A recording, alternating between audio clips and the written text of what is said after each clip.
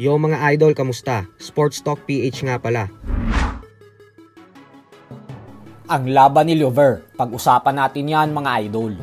Ngunit bago ang lahat ay huwag kakalimutang mag-subscribe at i-click ang notification bell button for more sports talk.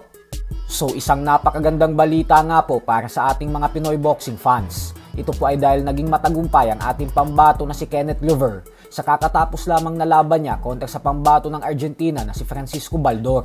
Hindi nga po umubra ang tangkad at haba ni Baldor dahil lumaban talaga ng buong tapang at walang takot si Lover, kung saan sa simula pa lang ng first round ay naging agresibo na agad ito.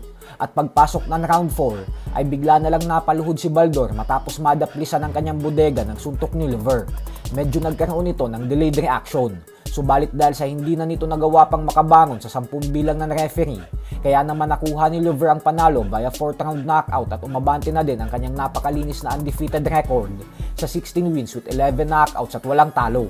Napakahalaga po ng panalo na ito ni Lover, lalo pat sa 5 Pinoy na dumayo sa bansang Kyrgyzstan ngayong linggo kabilang na si Janriel Casimero, ay tanging si Lover lang po ang nagtagumpay. Sa kabilang banda naman mga idol ay bumanat nga po ang ating pambato na si former WBO Bantamweight Champion Janriel Casimero matapos niyang matalo sa kamay ni Kyonosuke Kameda. Ayon po mismo kay Casimero ay madali lang naman daw sanang gawin yung sinabi niya bago ng laban na tatapusin niya si Kameda sa loob lamang ng 30 seconds kung hindi lang sana tumakbo ang Hapon. Bukod dyan ay sinabi din ni Casimero na nakakatamad daw kasi mag-ensayo kapag ang kalaban mo ay walang binatbat sayo.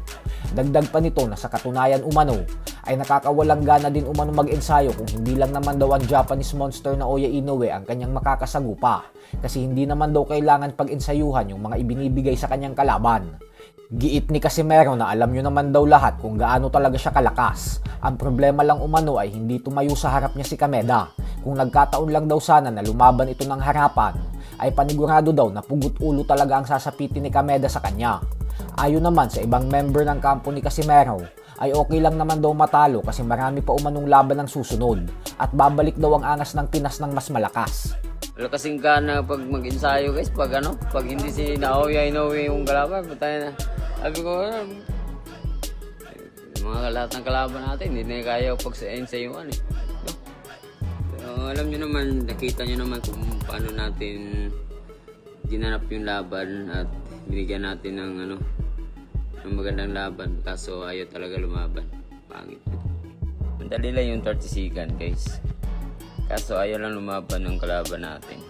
Alam nyo naman kung gaano kalakas si Cuadralas dahil hindi tumayo sa harap natin yung kalaban. Kapag humarap sa harapan natin, wala. Pugot ulo talaga yan. Walang gana talaga mag-ensayo pag yung kalaban mo walang binatbat sa'yo. Sports Talk PH.